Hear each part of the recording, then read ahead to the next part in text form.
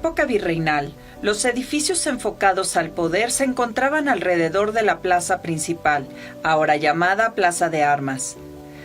Las antiguas casas reales fueron uno de los espacios más importantes. Entre estas casas reales encontramos el Palacio Municipal y el Palacio de Gobierno. Este último comenzó su construcción en el siglo XVIII. El Palacio de Gobierno, desde la antigüedad perteneció al poder y hoy sigue siendo una de las casas más importantes, donde se albergan las oficinas del gobierno del estado de San Luis Potosí. Inmueble declarado Monumento Histórico por el Instituto Nacional de Antropología e Historia para su preservación. Llegó a ser casa presidencial cuando Benito Juárez declaró a San Luis Potosí como capital de la República Mexicana. Ha sido sede a lo largo de la historia de los distintos gobiernos del estado. Vamos a conocer lo que alberga este recinto llamado Palacio de Gobierno de San Luis Potosí. Con la fundación de San Luis Potosí, el pueblo comenzó a crecer. A mitad del siglo XVII, el interés en la ciudad por las actividades mineras disminuye. El pueblo de San Luis Potosí recibe el nombre de ciudad en el año de 1567, por orden del virrey Duque de Alburquerque.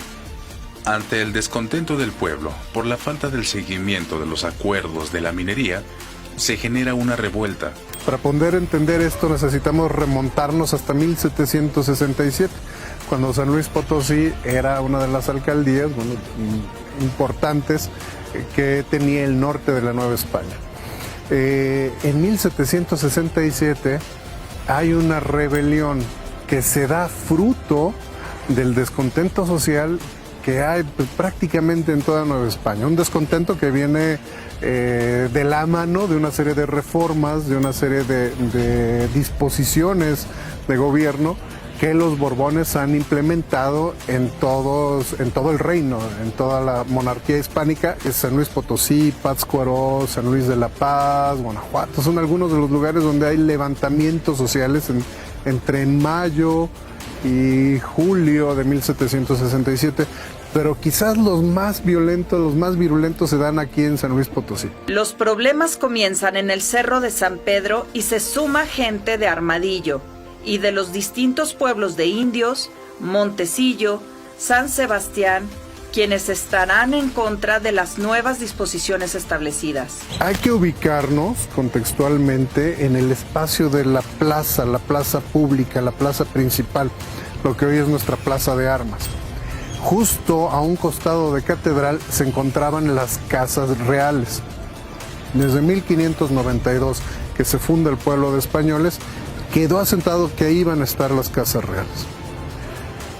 Durante los levantamientos de 1767, la turba, la gente inconforme, pues llega, atacan la ciudad y en específico, como no podía ser de otra forma, atacan el espacio de poder.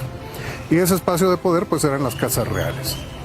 Las toman, actos que subvierten o pretenden subvertir el poder de forma simbólica al atacar el edificio. Entre mayo y junio hay al menos 6 agresiones al espacio público.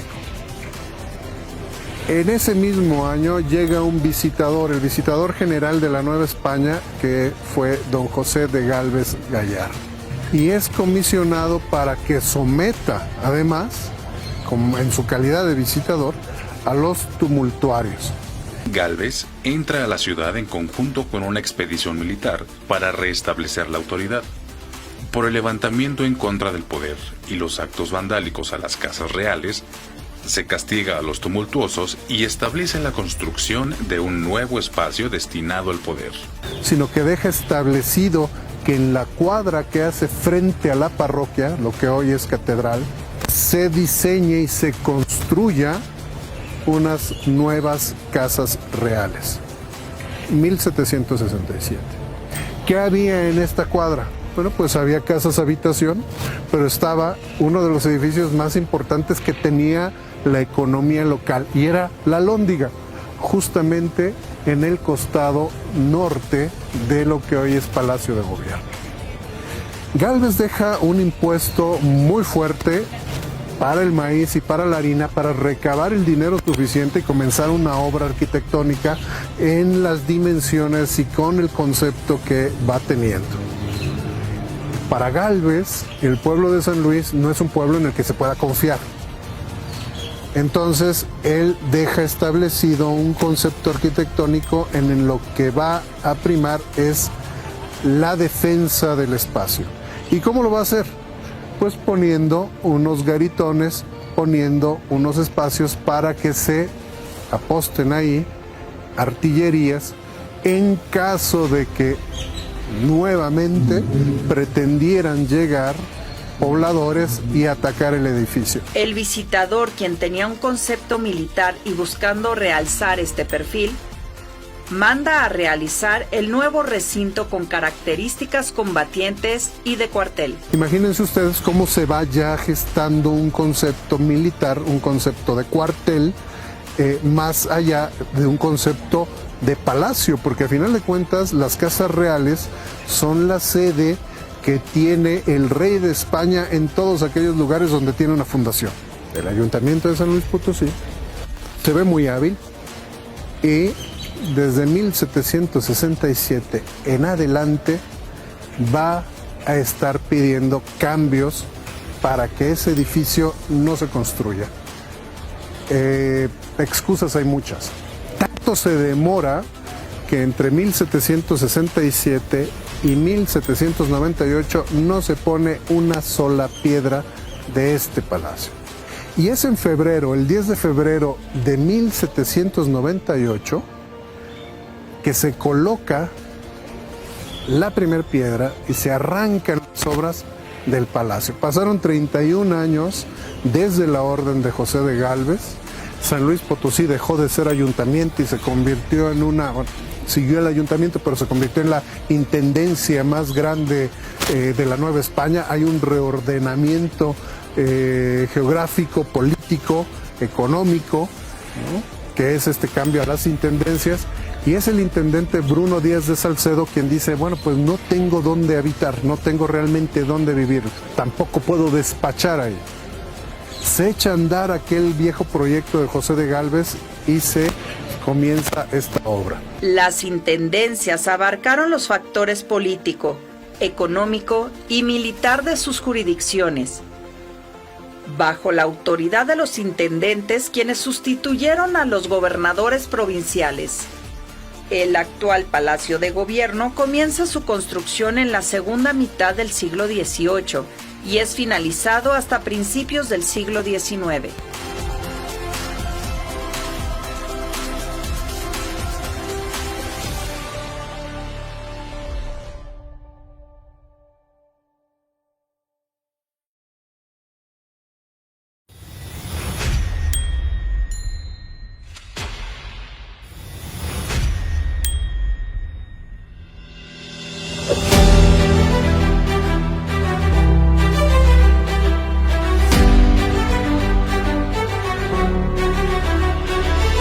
San Luis Potosí se volvió una de las intendencias más importantes y más extensas en toda la Nueva España. Era importante tener un lugar para realizar las labores políticas, económicas, entre otras relacionadas al poder.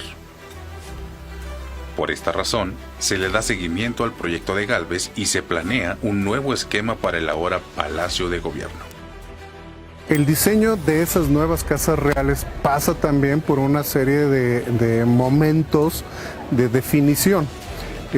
Hay varios proyectos arquitectónicos que se presentan, en particular uno de un alarife de la época de apellido Ureña, que es rechazado porque ya no entra en el gusto de la época. Ureña lo que presenta es un diseño lleno de hojarasca, como llamaban en la época, es decir, churrigueresco. No le parece ya al gobierno de ese momento, que está imbuido en otro sentido y que también se ve reflejado en la arquitectura, que es un movimiento ya de una recuperación de esa arquitectura clásica. Lo que se encarga es que la Academia de San Carlos, que es el espacio reconocido por el gobierno donde se enseñan las diferentes artes, arquitectura, escultura, matemática, etcétera, sea esa academia la que se encargue de diseñar de las nuevas casas reales. Y se le encarga a un ingeniero militar, Miguel Costanzó. Miguel Costanzó en 1767 y 1768 estuvo acompañando a José de Gálvez en los recorridos a lo largo del Pacífico para ir haciendo levantamientos geográficos y topográficos y estar pensando en las posibles áreas estratégicas de defensa. Como buen ingeniero militar y como buen matemático tenía conocimiento suficiente Costanzó para hacer este tipo de levantamientos y estas propuestas. Bueno, pues es él el que termina diseñando, y cuando le encomiendan a Costanzó que diseñe las nuevas casas reales, a buen seguro Costanzó vierte no solamente sus conocimientos arquitectónicos como ingeniero militar, sino que también toma para sí aquella visión de José de Gálvez y la traduce en un espacio arquitectónico que es hermético, que es una caja, que es un cuartel realmente. No diseña 31 años después un palacio como se hubiera esperado. El recinto no contiene arcos como lo vemos en otras casas reales. Al frente del edificio se pensaron poner las áreas de defensa. Su altura denota el sentido militar, desde donde se puede observar toda la plaza. Este palacio es caracterizado por 4 pilastras colosales, pilastras que recorren no solamente el primero, sino el segundo registro. Y esas 4 pilastras están recordando las 4 atribuciones que tenía la intendencia, porque recordemos que es en época de la intendencia que se diseña y que se proyecta ya por fin este edificio. Y esas causas eran la causa de Hacienda, la causa de guerra, la causa de policía y por supuesto la causa de justicia. Las 4 pilastras están reflejando el concepto político simbólicamente de lo que era la intendencia. Ninguna otra intendencia en Nueva España tuvo este impacto y tuvo esta caracterización en términos arquitectónicos. Hay unos medallones entre las pilastras que tienen una flor de lis, y esas flores de lis están recordando justamente al gobierno Borbón, porque la lis, la flor de lis, es el escudo Borbón, y está diciéndonos son los hombres de este gobierno, es la casa de Borbón quien levanta este edificio. Por supuesto ha trascendido y hoy lo vemos como una ornamentación más. Los remates que se observan rompen la simetría del edificio y son realizados en el siglo XX. El arranque de obra se da en el año de 1798. Hay que considerar las características internas de este recinto porque son muy particulares y son muy especiales. Por ejemplo, las escaleras están concebidas como unas escaleras en helicoide, una suerte de tirabuzón que dificulta mucho el ascenso. No se tratan de esas escaleras monumentales, esas escaleras grandilocuentes que se utilizaban en los palacios como tal. Si nosotros tuviéramos una arquitectura palatina, una arquitectura palaciega, nos encontraríamos con que la escalera estaría justamente al fondo, lo que sería el costado poniente del palacio, porque sería el lugar desde el cual aquel que reside en el palacio pues bajaría, daría el discurso, sería visto por los demás. Eso no lo encontramos aquí. Lo que nosotros encontramos es precisamente un sentido de dificultad. Subir las escaleras de este palacio es complicado para resguardo y defensa del edificio. Entonces, quien sube esas escaleras, pues va condicionado por la forma en la que están diseñadas y no puede acceder con toda tranquilidad. Por el contrario, desde la parte superior, quien está dominando el plano puede someter a aquel intruso que pretenda subir a la segunda planta. En el interior del recinto encontramos arcos en el patio y características representativas de la época, así como elementos de guardia. también se puede apreciar en la doble altura de este primer nivel. La arcada, si ustedes se fijan, es una arcada muy bonita con unos arcos que descansan sobre unas pilastras que de alguna manera nos recuerdan las pilastras de la Alhóndiga, pero que en este caso se duplica la altura. Y esto también tiene un sentido completamente defensivo. Entre más alto esté el primer registro, menos desde abajo se puede observar quién está arriba. Y quien está arriba, a su vez, tiene toda la capacidad de defensa para poder someter a una posible turba. En el costado sur de este espacio se encontraba el área de habitación, el área habitacional. Estaba pensado para que en la parte superior estuvieran las habitaciones del intendente, en la parte inferior estuviera el área de servicio de esa área de habitación y, por supuesto, los grandes salones de enfrente, que serían los salones de recepción, los salones de oficina. En el lado opuesto, en el lado norte, nosotros encontraríamos pues las dependencias de los juzgados, las dependencias de escribanías y, por supuesto, toda la parte frontal pues tendría un cuartel de resguardo y tendría, por supuesto, toda el área de servicios generales. En el costado poniente de este edificio se encontraba la cárcel. El primer espacio que funcionó en el recinto fue la cárcel y estaba dividida por hombres y mujeres. En este lugar también se encontraba una capilla. Y era una capilla singular, era una capilla en la que convergían no solamente las autoridades que habitaban el espacio, o estaba pensado así, sino que también estaba pensada para la capilla de la cárcel. Se encontraba justamente en la parte superior, donde hoy es el Salón de Gobernadores. Ahí se tenía, pues el acceso por el costado sur para el intendente, sus séquitos, sus asistentes, la propia familia. Desde el área de la cárcel subían los reos para asistir a misa y las mujeres, además, como si se tratara de un convento de monjas, tenía una suerte de malla, una celosía que dividía el espacio para que los hombres estuvieran atendiendo la misa y no se distrajeran con aquellas mujeres que pudieran estar dentro de la cárcel y que asistieran también al servicio. Esto, por supuesto, con el tiempo pues no funcionó, pero fue como estaba concebido.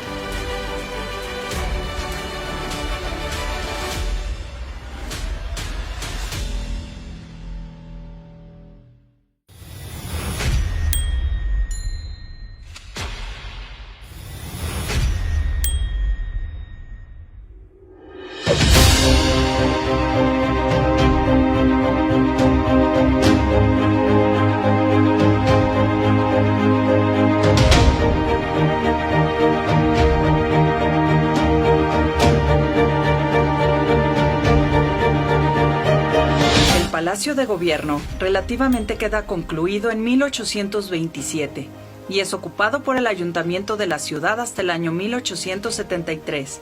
A lo largo del tiempo se le han realizado diversas modificaciones y mejoras. Este edificio cambia completamente el sentido original porque no se termina arquitectónicamente sino hasta 1824, 1827.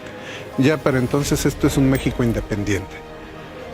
Y eso es lo que hace único este recinto.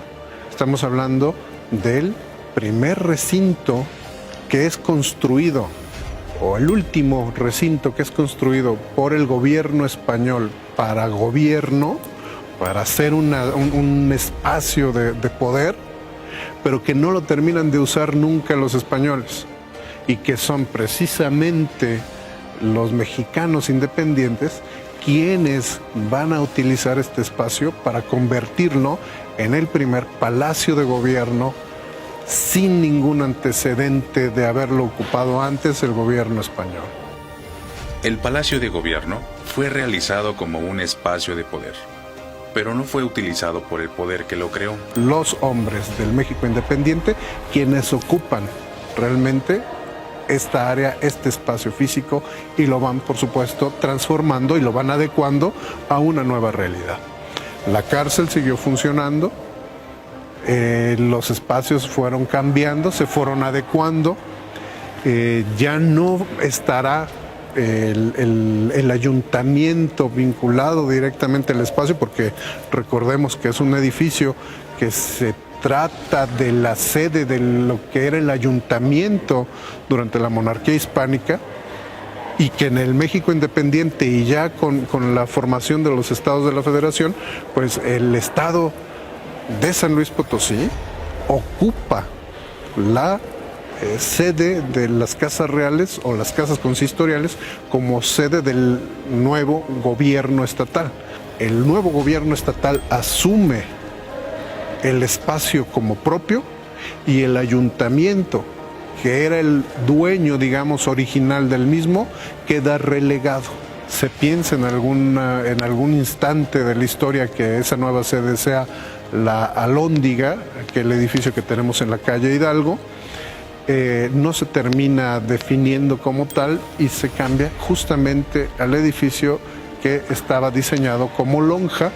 Entonces, dos grandes espacios de poder empiezan a convivir en la misma área, en la misma plaza, y eso también hace único este espacio históricamente hablando.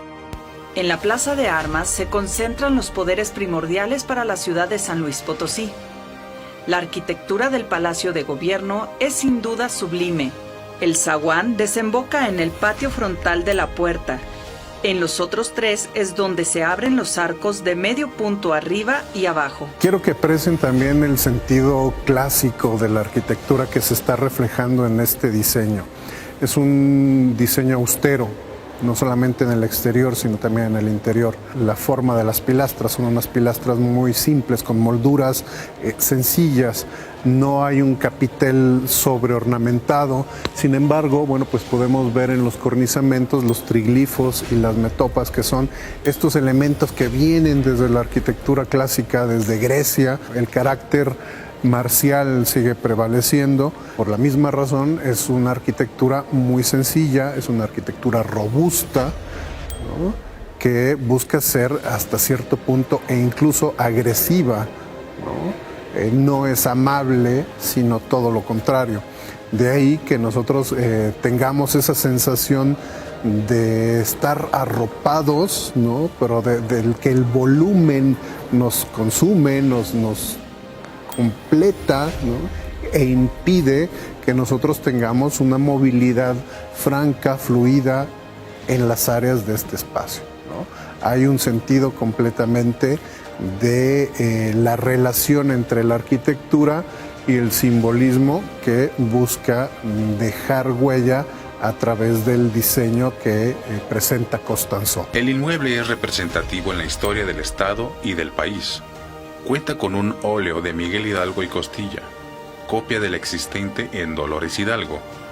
También se tiene la Sala de Juárez en representación al presidente Benito Juárez. Y por supuesto, pues no nada más el tema de lo arquitectónico, no nada más el tema de lo simbólico, es un edificio por el que la historia ha dejado una huella importante. Baste recordar la presencia de Benito Juárez, que ha dejado o ha establecido su gobierno en San Luis Potosí, y que bueno, pues aquí queda perfectamente reflejado en la Sala Juárez ese momento histórico en el que se pide clemencia por la vida de Maximiliano y que bueno, pues no es concedida, ¿no? Un momento en que la República está en una situación álgida.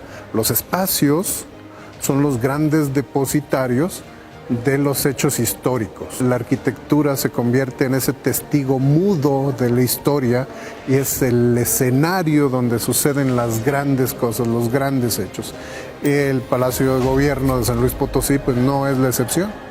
Grandes figuras han pasado por aquí, grandes hechos se han consumado en el interior de este espacio, grandes manifestaciones sociales, las mismas manifestaciones sociales que le dan vida y que dan razón de ser de la creación de este edificio, y por supuesto, pues todo lo que a lo largo del siglo XIX y del siglo XX han visto pasar estos muros. En su interior encontramos pinturas de algunos de los gobernadores que ha tenido el Estado y diversas salas donde podemos observar parte de lo que fue testigo el recinto. Uno de los recintos más importantes y significativos de la región de San Luis Potosí, actualmente sede del gobierno estatal. Cuenta con un gran simbolismo y es testigo de la historia. Un emblemático recinto de estilo neoclásico, que comenzó su creación hace 250 años, ahora nombrado Palacio de Gobierno de San Luis Potosí. Hoy, forma parte de las herencias potosinas.